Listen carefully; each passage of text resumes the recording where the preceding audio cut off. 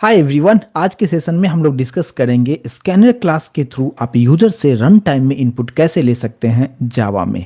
तो सबसे पहले यहाँ पे एक छोटा सा प्रोग्राम से मैंने आपको यहाँ पे बताने की कोशिश करूंगा कि यहाँ पे अगर आप देखेंगे कि हमने जस्ट 3 वेरिएबल डिक्लेयर किया है, एक्स में 10 है, वाई में 20 है, दोनों का एडिशन किया और हमने यहाँ पे प्रिंट कर दिया है। यहाँ पे अगर आप देखते हैं कि एक्स और वाई की जो वैल्यू है एज ए प्रोग्रामर हमने खुद से दे दिया है, और इसको अगर आप सिंपल सा अगर रन करते हैं तो डायरेक्टली जो है नीचे जो आपको जो मैसेज आपको देखने को मिलता है सम इज 30 प्रिंट करके आपको दिखा रहा है।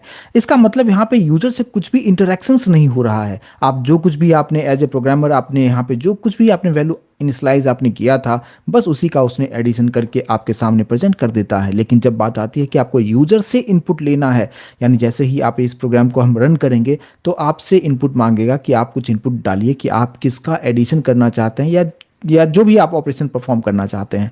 तो उसके लिए यहाँ पे हमारे पास आता है स्कैनर क्लास। स्कैनर एक इनबिल्ट प्री डिफाइंड क्लास है जो कि आप अपने जेडीके आप जैसे अपने सिस्टम में इंस्टॉल करते हैं आपके सिस्टम में वो आ जाता है। कहाँ पे रहता है उसके बारे में भी डिस्कस हम करेंगे, लेकिन सबसे पहले मैं आपको दिखाना चाहूँगा कि ये है कहाँ पे। तो यहाँ पे अगर आप देखते हैं कि जब आप अपने सी ड्राइव में, क्योंकि आप कोई भी सॉफ्टवेयर आप इंस्टॉल करते हैं तो बाय डिफ़ॉल्ट वो सी ड्राइव में जाके सेव हो जाता है।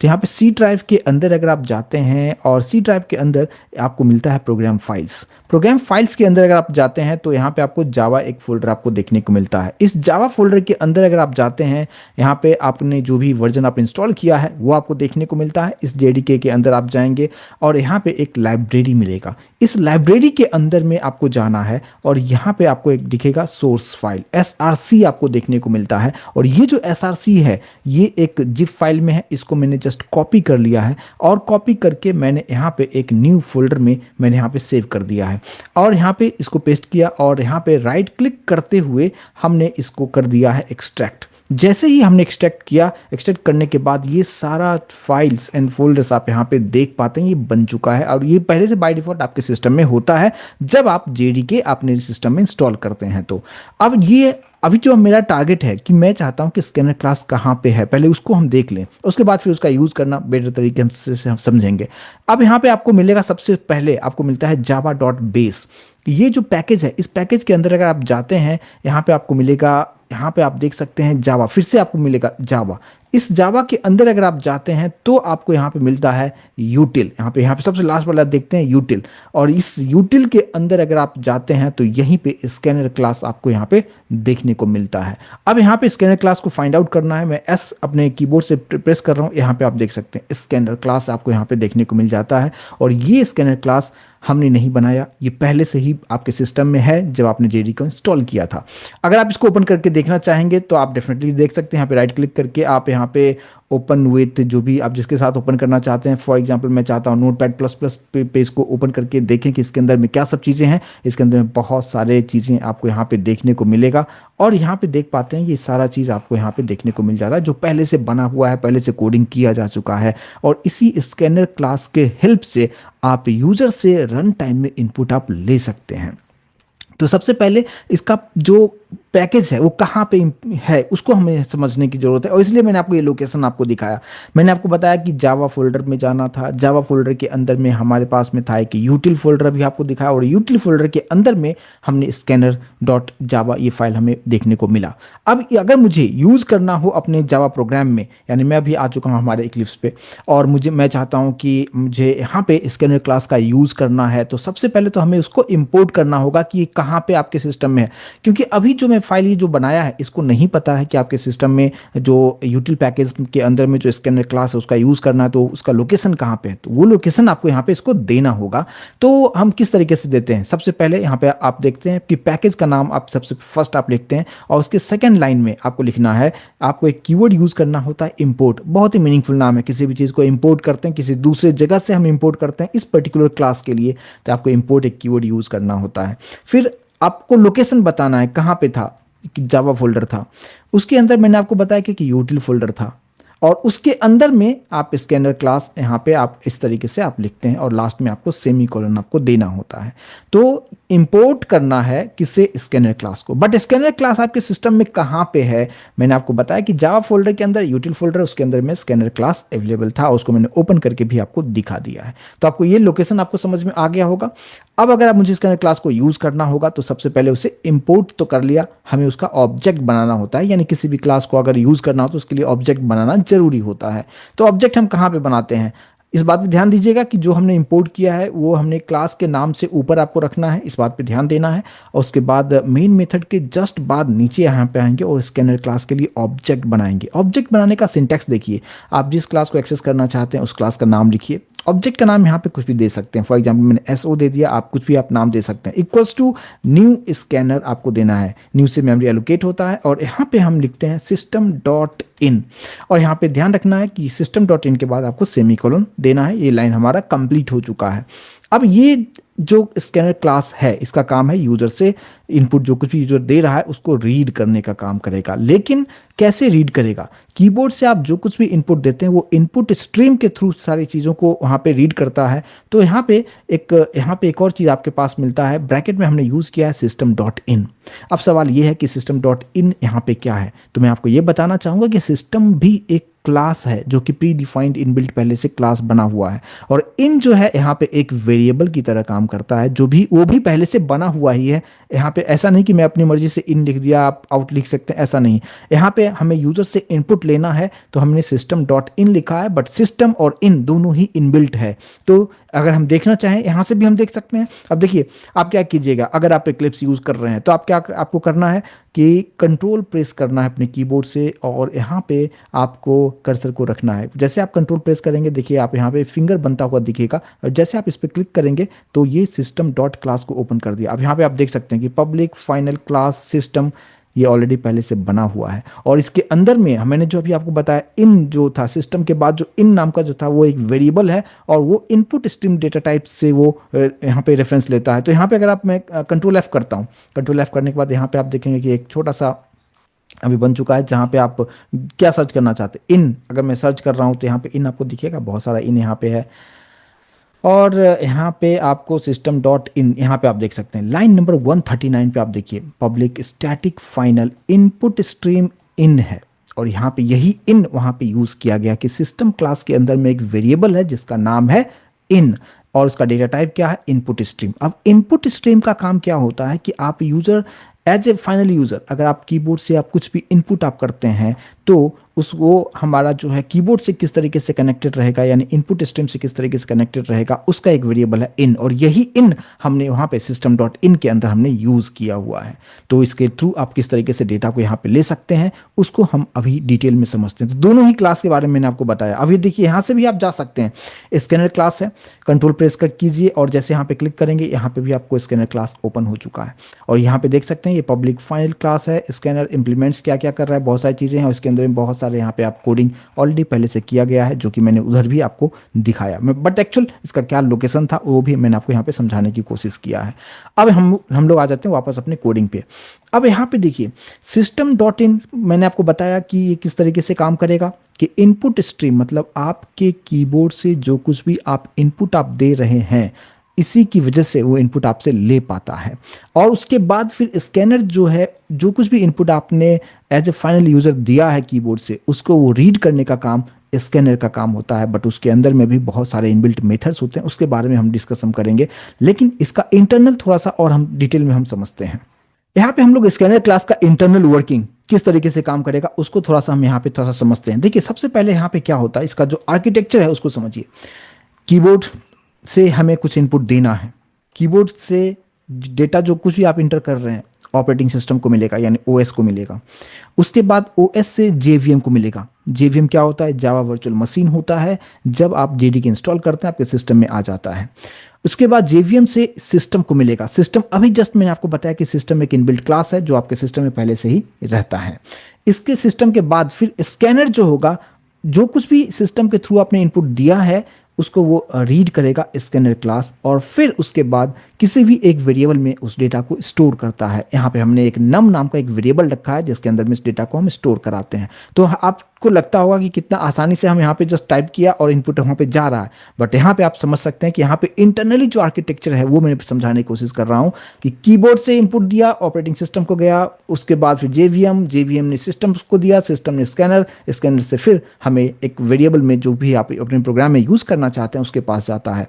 अगर यहाँ पे सिंपल तरीके से मैं समझाऊँ कि स्टेप वन, फॉर एग्जाम्पल आपने अपने कीबोर्ड से टाइप किया 2, यहाँ पे आप देख सकते हैं 2 यहाँ पे प्रेजेंट है, उसके बाद टाइप किया 5। क्या ये 2 5 लिखने के बाद आप एंटर भी प्रेस करते हैं? तो एंटर आपने प्रेस किया, ये कीबोर्ड का मैं आपको स्ट्रक्चर दिखा रहा हूं कि 2 प्रेस किया आपने, 5 प्रेस किया और फिर आपने एंटर प्रेस कर दिया। एंटर प्रेस करने के बाद इंटरनली क्या होता है उस चीज को समझिए। इंटरनली ये होगा कि ये जो 2 आपने जो लिखा है वो कुछ इस तरीके से हो जाएगा, कैरेक्टर सेट में ये कन्वर्ट हो जाता है, यानी कैरेक्टर में, यानी 2 जो होगा ये कैरेक्टर में कन्वर्ट हो जाएगा। सेम उसी तरीके से ये जो 5 आपने जो लिखा है वो किस तरीके से कैरेक्टर में यहाँ पे कन्वर्ट हो जाएगा। और डेटा टाइप का कंसेप्ट में ऑलरेडी मैं बता चुका हूँ, जहाँ पे कैरेक्टर का मतलब यहाँ पे होता है किसी भी चीज को सिंगल कोट के अंदर में रखिए, that becomes character. In particular Java की बात कर रहा हूं। अब सेम उसी तरीके से अगर आप एंटर प्रेस करते हैं तो एंटर का मतलब इंटरनली कुछ इस तरीके से होता है, एक बैकस्लैश एन, और उसको हमने कोट के अंदर में कर दिया है। तो ये सब चीजें इंटरनली हो रहा है, आप कुछ कर नहीं रहे हैं कि आपने जो कुछ भी टाइप किया है यहाँ पे 2 5 एंटर, उसको सबसे पहले वो कैरेक्टर में कन्वर्ट करता है, और इस कैरेक्टर में कन्वर्ट होने के बाद ये स्टेप 2 हो चुका है, और उसके बाद स्टेप 3 में उस कैरेक्टर को फिर कन्वर्ट किया जाता है स्ट्रिंग में। तो स्ट्रिंग का मतलब होता है कि किसी भी चीज़ को डबल कोट के अंदर आप रखें तो वो स्ट्रिंग बन जाता है। तो यहाँ पे आ जाएगा 2 5 एक साथ यानी 25, बट अभी भी ये स्ट्रिंग फॉर्मेट में है। और उसके बाद फिर इसको आप कन्वर्ट करते हैं इंटीजर में, उसको पार्स करते हैं इंटीजर में, और फिर इस 25 को किसी एक वेरिएबल में आप स्टोर करके रख सकते हैं। उसके बाद आप देख सकते हैं कि यहाँ पे नम नाम का एक वेरिएबल है जो मेरे प्रोग्राम में हमने रखेंगे, और उसी 25 को उस नम में वेरिएबल में स्टोर किया जाता है। तो कुछ इस तरीके से इंटरनली ये काम करता है, लेकिन एक साथ मैं आपको समझाने की कोशिश करूँ, ये बहुत इंपॉर्टेंट चीज़ें आपको बता रहा हूँ, इंटरनल डिटेल किस तरीके से काम करता है। अब यहाँ पे देखिए, यूजर कीबोर्ड से टाइप कर रहा है 2 एंड 5। अब 2 एंड 5 इंटरनली मैंने आपको बताया कि इस तरीके से कैरेक्टर में चीज़ें यहाँ पे हो रहा है। आप यहाँ पे देखते हैं ये वाला जो पार्ट है और ये वाला, ये जो आप देख पा रहे हैं कैरेक्टर में कन्वर्ट किया, लेकिन आपके मन में होगा कि ये इंटरनली कहाँ पे जा रहा है। ये जाता है, एक आता है इंटरनली जो है आपके सिस्टम के अंदर में, एक होता है बफर एरिया। उस बफर के अंदर में ये सारा चीज़ें स्टोर हो रहा है। नीचे मैंने यहाँ पे लिख भी दिया है कि characters are read from input and stored in the buffer, ये बफर में जाके स्टोर हो जाता है। इसके बाद पार्स इनटू इंटीजर। अब क्या करता है कि यहाँ पे जो भी, यहाँ पे आप देख सकते हैं कि जो भी डेटा है यहाँ पे आएगा आपके पास में, आपने तो टाइप किया था 2, बट यहाँ पे इंटरनली कन्वर्ट हो गया कैरेक्टर में, और फिर यहाँ पे कैरेक्टर को एक साथ यहाँ पे कर दिया गया है। आप यहाँ पे देख सकते हैं कि 25 को इसने डबल कोट के अंदर में कर दिया, यानी पार्स कर दिया गया, यानी कन्वर्ट कर दिया गया स्ट्रिंग में। यहाँ पे आप देख सकते हैं कन्वर्ट कर दिया गया है। तो ये कन्वर्ट करता कौन है? यहाँ पे देखिए, scanner purchase characters until the delimiter. Delimiter का मतलब क्या होता है? ये जो बैकस्लैश एन आप जो देख पा रहे हैं, इसी को हम डेलीमीटर भी कहते हैं, स्पेस आप बोल सकते हैं, और उसको स्ट्रिंग के फॉर्मेट में यहाँ पे कन्वर्ट कर देता है। और इसके बाद स्कैनर क्लास के अंदर में बहुत सारे इनबिल्ट मेथड्स होते हैं। जैसे हमारे पास इंटीजर में अगर कन्वर्ट करना हो तो उसके लिए हमारे पास आता है नेक्स्ट इंट मेथड, और वो नेक्स्ट इंट मेथड क्या करता है कि यहाँ पे कुछ इस तरीके से कन्वर्ट कर देता है 25 में, और उसको आप अपने रिक्वायरमेंट के अकॉर्डिंगली अपने प्रोग्रामिंग में एक नम नाम के वेरिएबल में आप यहाँ पे प्रॉपर तरीके से आप यहाँ पे स्टोर कर पाते हैं। तो इंटरनल वर्किंग स्कैनर क्लास का कुछ इस तरीके से होता है। इंटरव्यू में आपसे सवाल किया जाता है कि इंटरनली आप किस तरीके से बता सकते हैं कि स्कैनर क्लास के थ्रू आप यूजर से कैसे इनपुट ले सकते हैं। आपको सिंपल बताना है कि कीबोर्ड से आप जो कुछ भी इनपुट आप देते हैं वो बफर में जाता है, और बफर में जो डेटा स्टोर होता है वो कैरेक्टर में डेटा स्टोर होता है, और यहाँ पे उसके बाद फिर पार्स इनटू स्ट्रिंग में होता है, और फिर स्ट्रिंग से फिर आप इंटीजर में आपको कन्वर्ट करना है, फ्लोट में करना है, डबल में करना है, उसके बारे में हम प्रैक्टिकली हम आपको करके भी आपको दिखाएंगे। अब हम यहाँ पे आ चुके हैं हमारे इक्लिप्स आईडी पे, जहाँ पे हमने ऊपर इंपोर्ट भी कर लिया था और हमने ऑब्जेक्ट भी बना लिया था, सिस्टम डॉट इन सब कुछ लिख दिया था। तो ये जो सिस्टम डॉट इन है, यही आप बोल सकते हो कि कीबोर्ड है। कीबोर्ड से जो भी इनपुट दिया गया है यहाँ पे स्कैनर उसको रीड करेगा, स्कैनर का जो ऑब्जेक्ट है उसको रीड करेगा, और फिर उसको कन्वर्ट करेगा। कैसे कन्वर्ट करेगा यहाँ पे देखते हैं। अब इस पर्टिकुलर एग्जांपल में अगर आप यहाँ पे देखें तो हमारे पास में 2 वेरिएबल है, एक्स एंड वाई, जहाँ पे हमने खुद से 10 और 20 हमने दे दिया। मैं ये नहीं देना चाहूँगा, मैं चाहूँगा कि एक्स और वाई की वैल्यू हमें रन टाइम में यूज़र इनपुट दे। तो सबसे पहले यूज़र को समझने के लिए एक मैसेज देते हैं, SYSOUT करते हुए कंट्रोल स्पेस हम करेंगे, और यहाँ पे आप एक मैसेज दे दीजिए, enter the value for x. कुछ इस तरीके से मैसेज दे दिया। जैसे इस प्रोग्राम को रन करेंगे ये मैसेज देखने को मिलेगा। अब वहां पे एक यूजर्स इनपुट दे पाएगा, कैसे दे पाएगा? अब यहां से देखिए, अब जो कुछ भी इनपुट दिया गया है वो सभी डेटा हमारे पास एसओ के अंदर में आ जाएगा, यानी जो स्कैनर का जो ऑब्जेक्ट है। अब यहाँ पे आपको क्या करना है, किस में स्टोर करना है? एक्स में। सब डेटा हमारे पास में स्कैनर के ऑब्जेक्ट में है। डॉट यहाँ पे करना है आपको, नेक्स्ट इंट मेथड आपको यूज कर देना है, जो क्या करेगा, उस स्ट्रिंग वाला जो डेटा होगा उसको वो इंटीजर में कन्वर्ट कर देगा। और उसके बाद इंटीजर में कन्वर्ट करने के बाद हमने एक वेरिएबल रखा है यहाँ पे एक्स, उस एक्स में जाके स्टोर कर देगा। मीन्स कहने का मतलब कि कीबोर्ड से जो कुछ भी इनपुट आप दे रहे हैं, सिस्टम डॉट इन इसके लिए रिस्पॉन्सिबल रहेगा। आपने जो कुछ भी इनपुट दिया वो बफर में गया, बफर में कैरेक्टर में गया, फिर स्ट्रिंग में कन्वर्ट हुआ, और वो डेटा स्टोर है किसमें? एसओ में। अब एसओ का जो डेटा है उसको हमें कन्वर्ट करना है किसमें? इंटीजर में। तो हमने क्या किया, एसओ डॉट नेक्स्ट इंट हमने यहाँ पे किया, जिसके थ्रू वो कन्वर्ट हो जाएगा इंटीजर में, और फिर उसको हमने एक्स में यहाँ पे स्टोर कर लिया है। सेम उसी तरीके से यहाँ पे इसको हम कॉपी करते हैं और नीचे हमने रख दिया, और यहाँ पे हम लिखते हैं क्या, enter the value for Y. और अब आप यहाँ पे इसको आप कन्वर्ट करते हुए किस में स्टोर करेंगे? वाई में आप स्टोर करेंगे। और अब यूजर के पास, यूजर जो कुछ भी इनपुट दे रहा है वो इनपुट एक्स और वाई में मिल चुका होगा, और फिर उसी का वो एडिशन करते हुए यहाँ पे जेड में स्टोर करेगा, और फिर आपको यहाँ पे जेड को प्रिंट करके आप दिखाते हैं। अगर आप इसको आप रन करेंगे, थोड़ा सा मैं इसको कंसोल विंडो को ऊपर ले लेता हूँ और फिर हम यहाँ पे रन करते हैं। अब अगर आप यहाँ पे देखते हैं कि enter the value for x, अब आप यहाँ पे जो ब्लिंक हो रहा है आप देख सकते हैं, आपसे वैल्यू मांग रहा है। मैंने फॉर एग्जांपल मैंने यहाँ पे दिया है 20। इंटरनली आपको समझना है, कीबोर्ड से मैंने 20 दिया है, एंटर नहीं किया है। अब 20 जैसे मैंने देख के एंटर में करूंगा तो ये बफर में जाएगा, बफर में कैरेक्टर में 2 अलग होगा, 0 अलग होगा, और बैकस्लैश एन अलग होगा, और उसके बाद फिर वो स्ट्रिंग में कन्वर्ट होगा। फिर नेक्स्ट इंट मेथड उसे क्या करेगा, इंटीजर में कन्वर्ट करते हुए फिर एक्स में स्टोर करेगा। बट यहाँ पे आप जस्ट एंटर करते हैं, और ये सारा काम फ्रैक्शन ऑफ सेकंड्स में हो रहा है, इसलिए आपको काफ़ी आसानी से यहाँ पे दिख रहा है। और फिर आप दूसरा वैल्यू आप डालिए, फॉर एग्जाम्पल मैंने यहाँ पे दे दिया है 50। 50 कैसे स्टोर होगा, पहले 5 सिंगल कोट में, फिर 0 सिंगल कोट में, और फिर बैकस्लैश एन किसकी वजह से, एंटर की वजह से होगा। फिर वो कन्वर्ट होगा स्ट्रिंग में, और फिर स्ट्रिंग से इंटीजर में कन्वर्ट होगा, और फिर जैसे आप एंटर करते हैं यहाँ पे आपको सम इज 70 आपको प्रिंट करके आपको दिखा रहा है। तो यहाँ पे आपने जो कुछ भी यूजर ने इनपुट दिया है वो किस तरीके से वेरिएबल में स्टोर होता है उसको मैंने यहाँ पे समझाने की कोशिश किया है। आई होप कि ये कंसेप्ट अभी आपको समझ में आ रहा होगा। और यहाँ पे एक चीज़ आपको ध्यान देना है कि अगर यहाँ पे नेक्स्ट इंट मेथड जो हमारे पास में है ये भी पहले से प्री डिफाइंड है, पहले से बना हुआ है, और ये कहाँ पे है, स्कैनर क्लास के अंदर में ही है। अगर आप यहाँ पे देखना चाहेंगे सिस्टम डॉट क्लास जो भी मैंने आपको बताया था, अगर यहाँ पे आके सर्च अगर करना चाहेंगे, यानी स्कैनर क्लास के अंदर में ये रहेगा, तो मैं यहाँ पे इसको फाइंड करके भी आपको दिखा सकता हूँ। यहाँ पे आप सर्च कीजिए next int method, next int कहाँ पे है, यहाँ पे एंटर करते जाएं, एंटर करते जाएं। अभी आप देख सकते हैं यहाँ पे public int next int method पहले से यहाँ पे बना हुआ है, और जिसकी वजह से वो इंटीजर में कन्वर्ट करके आपको डेटा आपको मिलता है। सेम उसी तरीके से हमारे पास में आता है, इंटीजर हो गया, अगर आप फ्लोट में कन्वर्ट करना चाहते हैं तो नेक्स्ट फ्लोट मेथड आपको यूज़ कर देना है। सेम उसी तरीके से डबल में कन्वर्ट करना होगा तो नेक्स्ट डबल यूज़ करना है। लेकिन इस बात पर ध्यान देना है कि आप देखिए नेक्स्ट इंट मैंने कैसे लिखा है, नेक्स्ट और इंट में INT जो है ये इनबिल्ट है, और आई जो है ये कैपिटल है, इस बात पर ध्यान दीजिएगा।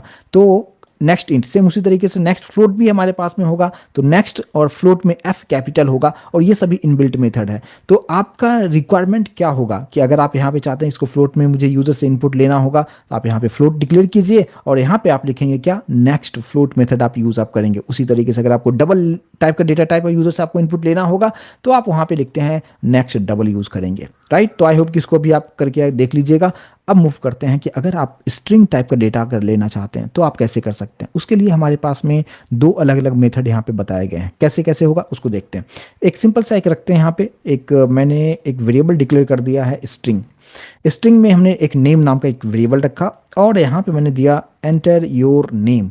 अब यहाँ पे हमें नेम में इसको स्टोर करना है, बट इंटरनली जो होगा यहाँ पे मैंने आपको बताया कि हमारे पास स्ट्रिंग के लिए हमारे पास एक मेथड आता है next method, SO dot next method आपको यूज़ करना है, और नीचे आके जस्ट हम उसको हम प्रिंट कर देंगे। और जस्ट यहाँ पे आपको ऐसे मैं लिख देता हूँ क्या, हेलो, और जो भी नेम होगा उसको यहाँ पे वो प्रिंट कर देगा। प्लस करते हुए यहाँ पे नेम को प्रिंट कर दीजिए, इसको सेव कीजिए। अब अगर आप इस प्रोग्राम को अगर आप रन करते हैं तो कैसे आउटपुट यहाँ पे आपको देखने को मिलता है, देखिए इसको एंटर किया, और यहाँ पे आप देख पाते हैं एंटर योर नेम यहाँ पे आ रहा है। फॉर एग्जाम्पल मैंने मेरा नाम लिख दिया निशांत, और हमने एंटर किया, आप देख सकते हैं हेलो निशांत प्रिंट करके आपको दिखा रहा है। तो रन टाइम में हम स्ट्रिंग की वैल्यू को भी हम ले पा रहे हैं। लेकिन नेक्स्ट मेथड का एक ड्रॉबैक होता है। वो ड्रॉबैक क्या होता है कि मैंने आपको बताया कि इंटरनली किस तरीके से पहले पहले कैरेक्टर होगा फिर स्ट्रिंग में कन्वर्ट होता है।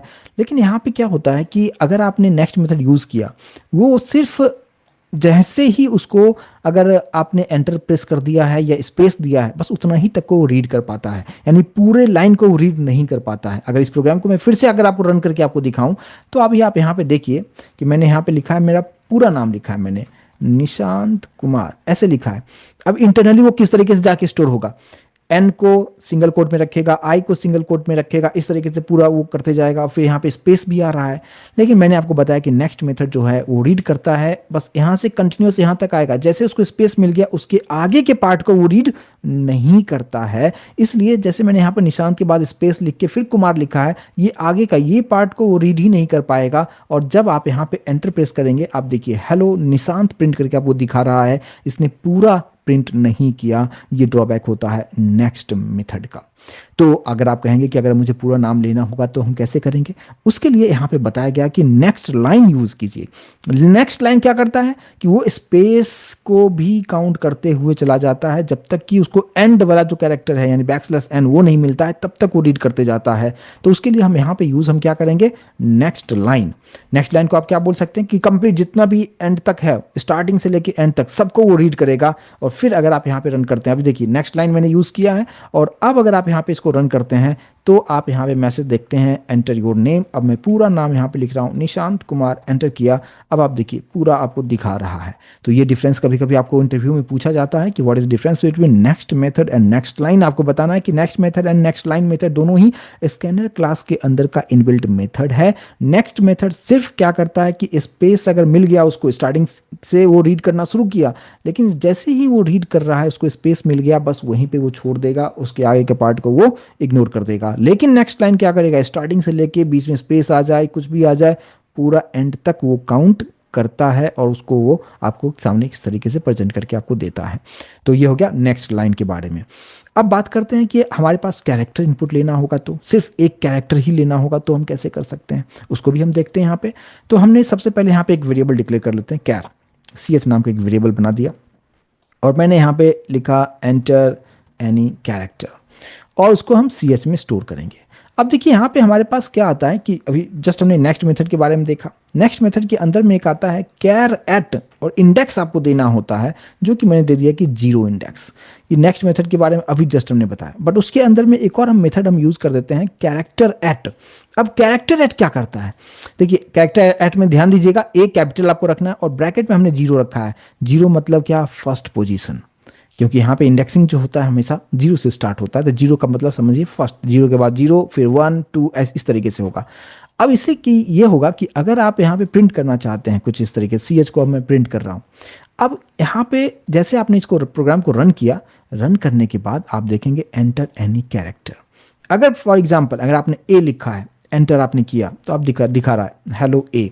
हेलो ए से बेटर ऐसे लिखता हूँ क्या, ऐसे लिखता हूँ क्या, एंटर्ड कैरेक्टर इज, ये एक स्पेसिफिक मैसेज है, ज़्यादा बेटर तरीके से समझ में आएगा। अच्छा, अब मैंने फिर से इसको मैंने रन कर दिया है। रन करने के बाद देखिए, अब मैंने फॉर एग्जांपल मैंने लिख दिया है यहाँ पे निशांत लिखा है।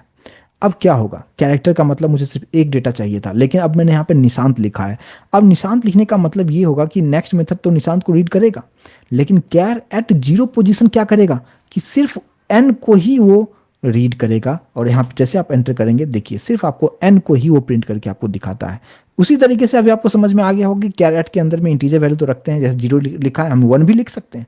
अगर मैंने 1 यहाँ पे लिखा है और फिर इसको अगर आप रन करते हैं, तो आप यहाँ पे देखेंगे कि मैंने यहाँ पे NISHANT लिखा है। अब आप बता सकते हैं कि यहाँ पे आउटपुट हमें क्या देखने को मिलेगा, क्योंकि अगर मैंने 0 लिखा था तो हमें सबसे फर्स्ट वाला यानी एन प्रिंट करके दिखाया था, बट आई अभी आएगा क्योंकि हमने यहाँ पे 1 लिखा है। इसलिए अगर यहाँ पे अब एंटर करेंगे तो देखिए यहाँ पे आपको आई प्रिंट करके आपको दिखाता है।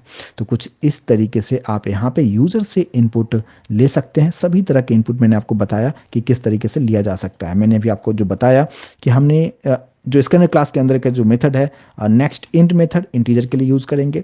उसके बाद नेक्स्ट फ्लोट मेथड फ्लोट के लिए हो जाएगा। नेक्स्ट डबल, ये डबल वैल्यू के लिए हो जाएगा।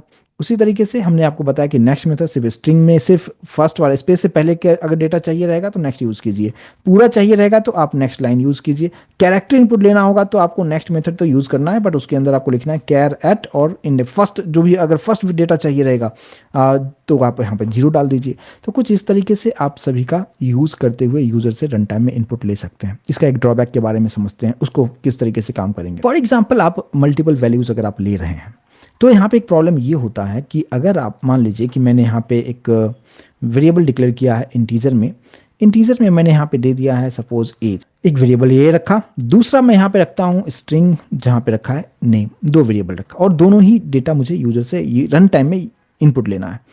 सिस्टम डॉट आउट पे मैंने यहाँ पे एक मैसेज लिखा है क्या, इसके बाद नीचे आते हैं एज इक्वल्स टू, अभी आपको समझ में आ रहा होगा, स्कैनर का object dot next int method आप लगा देंगे। इसके बाद फिर आप क्या लिखते हैं, system dot out dot println के अंदर में आप लिखते हैं एंटर योर नेम, कुछ इस तरीके से आपने लिख दिया। अब अगर आप ये कुछ इस तरीके से अगर आप लिखते हैं और नीचे आके आप नेम में स्टोर करेंगे तो एसओ डॉट अभी आपको बताया नेक्स्ट लाइन यूज कीजिए, ठीक है, और फिर आप दोनों को प्रिंट भी कर दीजिए। यहाँ पे SYSOUT करते हुए मैंने लिखा नेम एज प्लस, यहाँ पे पहले एज को प्रिंट कर देते हैं ऐसे, एज प्लस एज, और इसी को कॉपी कर लेते हैं, कॉपी करके नीचे रख देते हैं और यहाँ पे लिखते हैं कि नेम एज और यहाँ पे नेम को प्रिंट कर देते हैं। अब यहाँ पे देखिए क्या प्रॉब्लम होगा, आपको लग रहा होगा कि सब कुछ सही है, बट यहाँ पे चलिए रन करके देखते हैं। जब आप यहाँ पे रन करते हैं, यहाँ पे आया सबसे पहले एंटर योर एज, ठीक है, एंटर योर एज आया। फॉर एग्जाम्पल मैंने यहाँ पे डाल दिया 25। इंटरनली कैसे स्टोर होगा, 2 सिंगल कोट में, फिर 5 सिंगल कोट में और फिर \n, इस बात पे ध्यान दीजिएगा क्योंकि एंटर करने के बाद \n होगा तो एक स्पेस वहां पे बन जाता है। जब आप एंटर करेंगे, अब देखिए ये क्या प्रॉब्लम आया यहाँ पे, ये जो क्या किया इसने, एंटर योर एज 25 लिखा, एंटर योर नेम, लेकिन नेम के लिए डेटा उसने लिया ही नहीं हमसे, वो डायरेक्टली जो है एज इज 25 और नेम को उसने नल कर दिया, खाली कर दिया, उसमें कुछ है ही नहीं। बट ये मत सोचिए कि इसके अंदर कुछ नहीं है, इसके अंदर में एक स्पेस है, और वो स्पेस कहाँ से आया, मैंने अभी आपको क्या बताया। नेक्स्ट लाइन क्या करता है, नेक्स्ट लाइन जो है, जो कुछ भी हमने जो दिया था 2 और 5 जो हमने दिया था, ठीक है, उस 2 और 5 के बाद जो \n था, जो स्पेस था, उस स्पेस को भी \n जो पार्ट था उसको रीड किया किसने, नेक्स्ट लाइन ने, और जैसे वो \n को जो स्पेस था उसको रीड करके उसने किस में स्टोर कर दिया, नेम में स्टोर कर दिया, इसलिए नेम के बारे में हमसे डेटा पूछा ही नहीं उसने, और ये प्रॉब्लम यहाँ पे आता है।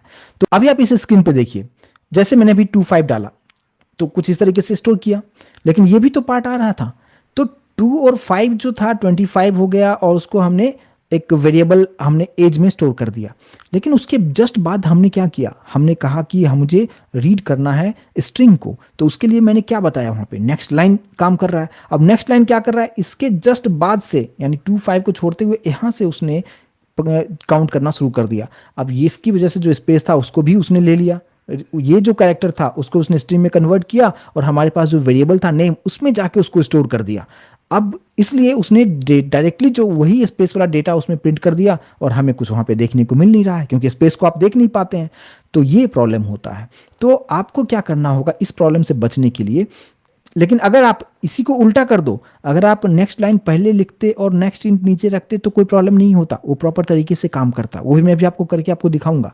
तो यहाँ पे आपको क्या करना होगा, इस केस का जो प्रॉब्लम जो है इसको सॉल्यूशन क्या होगा कि जैसे हमने 2 5 लिया, ये इसको स्टोर करने के लिए एक एक्स्ट्रा आप क्या कीजिए, वहाँ पे एक नेक्स्ट लाइन आप डाल दीजिए जो कि इसको रीड कर लेगा और उसके बाद फिर से नेक्स्ट लाइन डालिए ताकि वो हमारे नाम जो हमारा जो हम देंगे उसको वो रीड करेगा। देख कैसे होगा, देखते हैं। अभी देखिए जिस तरह का अभी प्रॉब्लम आया था, बट इसका सॉल्यूशन क्या मैंने आपको बताया कि ये जो एज लिखा, अब यहाँ पे जो कुछ भी उसने रीड किया था और जो खाली जगह जो बच गया था \n वाला, उसको कैप्चर करने के लिए, उसको स्टोर करने के लिए हमने क्या कर दिया, यहाँ पे SO डॉट नेक्स्ट लाइन लिखेंगे XO, ये इस कुछ इस तरीके से ये क्या करेगा, वो जो \n वाला जो स्पेस था उसको, उसके लिए हमने इसको असाइन कर दिया। अब क्या होगा कि नेक्स्ट टाइम जब आप अपना नाम आप डालेंगे तो उसके लिए सेपरेट नेक्स्ट लाइन काम करेगा और वो प्रॉपर तरीके से आगे का जो भी डेटा होगा उसको रीड करेगा और फिर आपको प्रिंट करके आपको दिखाएगा। चलिए अब देखते हैं यहाँ पे, जैसे ये लाइन नंबर 13 इसका सॉल्यूशन मैंने आपको बताया। अब इसको रन करके देखते हैं। जब आप इसको रन करते हैं, अभी आप यहाँ पे देखिए एंटर योर एज, मैंने डाला 25, 2, 5 और बैकस्लैश n। 2 और 5 तो प्रॉपर तरीके से कन्वर्ट हो जाएगा और हमें आउटपुट यहाँ पे एज में 25 जाके स्टोर हो जाएगा। बैकस्लैश n जो बच गया है, उस बैकस्लैश n को कौन काम करेगा? यहाँ पे जो मैंने कोड लिखा था, ये वाला लाइन नंबर जो है 13, ये उस बैकस्लैश n के लिए हमने इसको डाल दिया है कि तुम उसको हैंडल करो। अब आप यहाँ पे जब एंटर करेंगे, देखिए एंटर योर नेम, अब आपने यहाँ पे अपना नाम आप डालिए और फिर एंटर कीजिए। Age is 25, name is Nishant Kumar, proper तरीके से प्रिंट करके आपको दिखाता है। तो जब भी आप पहले इंटीजर लिया और फिर बाद में स्ट्रिंग ले रहे हैं, तो ये प्रॉब्लम डेफिनेटली आएगा। और उसका सॉल्यूशन मैंने आपको बताया कि किस तरीके से इसको सॉर्ट आउट करना है। आई होप ये कंसेप्ट समझ में आया होगा। लेकिन अगर इसी को अपोजिट कर दो तो कोई प्रॉब्लम नहीं होगा। अगर मान लीजिए कि ये इसको मैं निकाल देता हूँ और ये जो पार्ट है इसको कट करके मैं नीचे रख देता हूँ, तो देखेंगे कि यहाँ पे कोई इशू नहीं आएगा, क्योंकि पहले हमने नेक्स्ट लाइन रखा है और बाद में हमने नेक्स्ट इंट रखा है। और फिर अगर आप यहाँ पे रन करते हैं तो आप यहाँ पे देख पाएंगे एंटर योर नेम, सबसे पहले यहाँ पे नाम आ गया, हमने दे दिया, एंटर किया, यहाँ पे एज हमने दे दिया 25, एंटर किया, यहाँ पे कोई इशू नहीं आता है। तो आई होप कि अभी कंसेप्ट आपको समझ में आ गया होगा कि इंटरनली ड्रॉबैक क्या होता है। तो ये बहुत ही ज़्यादा इंटरव्यू में कभी कभी आपसे सवाल पूछा जाता है कि आपको लगता होगा कि स्टार्टिंग में कि अगर इस बात पे मैं पॉइंट आउट नहीं करता तो थोड़ा सा आपको कन्फ्यूजन होता है कि इंटरनली क्या हो रहा है, बट उसको मैंने समझाने की कोशिश किया है मैंने। अब ये सभी टाइप का डेटा टाइप आपको समझ में आ गया होगा। कभी कभी आपसे सवाल किया जाता है कि अगर मुझे अभी जिस तरीके से हम डेटा दे रहे हैं, इंटीजर की अगर हम बात कर रहे हैं, तो सभी बाय डिफ़ॉल्ट डेसिमल होता है, राइट, जिसका बेस 10 होता है। लेकिन अगर आप चाहते हैं कि ऑक्टल नंबर अगर मुझे इनपुट देना होगा, या आप चाहते हैं कि मुझे हेक्साडेसिमल टाइप की डेटा देना होगा, बाइनरी देना होगा, तो उसको भी हम यूजर से इनपुट ले सकते हैं क्या? डेफिनेटली ले सकते हैं। उसको भी हम देख लेते हैं। फॉर एग्जाम्पल हमने यहाँ पे जस्ट एक इंटीजर नम नाम का एक वेरिएबल रखा है और मैंने यहाँ पे दे दिया एंटर एनी बाइनरी नंबर, ठीक है। बाइनरी में मैं कुछ नंबर में यहाँ पे लेना चाहूँगा। अब आप देखिए बाइनरी नंबर कैसे इनपुट हम लेते हैं। यहाँ पे नम रखिए और देखिए आपको क्या करना है। यहाँ पे ध्यान दीजिए, मैंने इंटीजर ही रखा है, आपको यहाँ पे नेक्स्ट इंट रखना है। और यहाँ पे बाय डिफ़ॉल्ट क्या होता है? 10 होता है। 10 किसके लिए होता है? बेस जो होता है 10 वो होता है हमारा डेसिमल के लिए। लेकिन यहाँ पे बाइनरी का बेस हमारे पास 2 होता है, यहाँ पे जस्ट आप 2 लिख दीजिए। अब इससे क्या होगा कि वो बाइनरी को रीड करके आपको जो है इंटीजर में कन्वर्ट करके आपको दे देता है। अब यहाँ पे लिखते हैं क्या, ये जो हमारा होगा डेसिमल नंबर हो जाएगा। डेसिमल नंबर इज, यानी बाइनरी आप देंगे वो कन्वर्ट करके डेसिमल में आपको प्रिंट करके आपको दिखा देगा, जो कि हमने नम वेरिएबल में स्टोर किया है। चलिए इसको रन करके हमने एक बार देख लेते हैं। यहाँ पे हमने रन किया है। अब आप देखिए बाइनरी नंबर, कोई भी बाइनरी नंबर आप डालिए। फॉर एग्जाम्पल मैंने 1010 डाल दिया है, एंटर कीजिए। क्या 1010 मतलब 10 होता है क्या? सेम उसी तरीके से मैं फिर से अगर इसको मैं रन करता हूँ, यहाँ पे रन करने के बाद यहाँ पे हमारे पास में आ रहा है बाइनरी नंबर, मैंने दे दिया 1111, ऐसे दे दिया मैंने, एंटर किया। 111 का मतलब क्या होता है? 15 होता है। तो कुछ इस तरीके से यहाँ पे बाइनरी भी आप इनपुट यूजर से ले सकते हैं और उसको वापस डेसिमल में कन्वर्ट कर सकते हैं। तो बस यहाँ पे नेक्स्ट इंट के बाद यहाँ पे ब्रैकेट के अंदर में जस्ट आपको बाइनरी का जो बेस है वो डाल देना है, जो कि होता है 2। सेम उसी तरीके से आप ऑक्टल भी ले सकते हैं। तो यहाँ पे मैं लिखता हूँ क्या, ऑक्टल। ऑक्टल का मतलब क्या होता है? जो 0 से लेके 7 तक उसका रेंज होता है। अब यहाँ पे क्या करेंगे, ऑक्टल का मतलब क्या होता है? 8। यहाँ पे जस्ट उसका जो बेस होता है 8 वो आप यहाँ पे डाल दीजिए। अब यूजर से आप कोई भी ऑक्टल नंबर यूजर डालेगा, उसको ऑटोमेटिक वो रीड करेगा और डेसिमल में कन्वर्ट करके आपको दिखा देगा। चलिए रन करके हम देखते हैं। यहाँ पे जैसे आप यहाँ पे रन करते हैं, यहाँ पे हमारे पास में आ गया एंटर एनी ऑक्टल नंबर। अब ऑक्टल नंबर हम कुछ इस तरीके से हम रखते हैं। फॉर एग्जाम्पल मैंने यहाँ पे दे दिया है 10। 10 का ऑक्टल कितना होता है? 8 होता है, ठीक है। इस बात पे ध्यान दीजिएगा। और अगर मान लीजिए कि अगर ऑक्टल नंबर का रेंज जो होता है, मैंने आपको बताया कि ऑक्टल नंबर का रेंज 0 से 7 तक होता है, लेकिन अगर आपने दे दिया 80 तो ये बताएगा मिसमैच हो चुका है। अब देखिए यहाँ पे बताया इनपुट मिसमैच एक्सेप्शन, क्योंकि जो ऑक्टल नंबर का रूल होता है वो 0 से लेके 7 के बीच में ही देना होता है, लेकिन हमने यहाँ पे दे दिया क्या, 8 डाल दिया। 0 तो है बट यहाँ पे 8 भी है, तो जो कि वो आउट ऑफ रेंज हो गया। और यहाँ पे आपको बता रहा है कि ये इनपुट मिसमैच है, क्योंकि आप यहाँ पे जो आपने मेथड यूज किया है नेक्स्ट इंट, और आपने यहाँ पे जो बेस डाला है वो 8 डाला है वो ऑक्टल को रीड करने के लिए, बट यहाँ पे ऑक्टल तो नंबर आप दे ही नहीं रहे हैं, तो ये प्रॉब्लम होता है। सेम उसी तरीके से आप चाहें तो हेक्साडेसिमल ले सकते हैं। यहाँ पे हेक्साडेसिमल नंबर यूजर से ले सकते हैं। तो हेक्साडेसिमल में का जो रेंज जो बेस होता है वो होता है 16। यहाँ पे आप 16 डाल दीजिए, इसको आप सेव कीजिए और फिर अगर इसको आप रन करते हैं तो आपको यहाँ पे हेक्साडेसिमल में आप जानते हैं इसका रेंज क्या होता है। यहाँ पे 0 से लेके 9 तक होता है और ए से लेके एफ तक होता है। तो यहाँ पे फॉर एग्जांपल मैंने यहाँ पे जस्ट लिखा ए, तो ए का मतलब होता है 10। जैसे एंटर करेंगे देखिए यहाँ पे ये उसको कन्वर्ट कर दिया 10 में। सेम उसी तरीके से अगर मैं फिर से यहाँ पे रन करता हूँ और मैंने यहाँ पे डाल दिया है ए बी, अगर रन करते हैं ये हमारा हो जाता है 171। तो एक अलग से हम सेशन रखेंगे अगर आप लोग डिमांड करते हैं तो, डेसिमल नंबर से कैसे हम कन्वर्ट करते हैं ऑक्टल को कैसे हम कन्वर्ट करते हैं इंटीजर में यानी डेसिमल में, ये सब कुछ हम डिस्कस हम करेंगे। बट यहाँ पे यूजर से आप ये सभी टाइप के इनपुट आप ले सकते हैं। जस्ट आपको नेक्स्ट इंट जो मेथड है उसके अंदर आपको यहाँ पे उसका बेस यहाँ पे डाल देना होता है और प्रॉपर तरीके से आपके लिए वो काम करता है। तो आई होप कि अभी ये कंसेप्ट आपको अच्छी तरीके से समझ में आया होगा। हर तरह से मैंने आपको बताने की कोशिश किया है कि किस तरीके से यूजर से आप इनपुट आप ले सकते हैं यूजिंग स्कैनर क्लास, और इसको आप प्रैक्टिस कीजिए और फिर मिलते हैं नेक्स्ट सेशन में, आगे का पार्ट हम डिस्कस करेंगे। Thank you so much guys.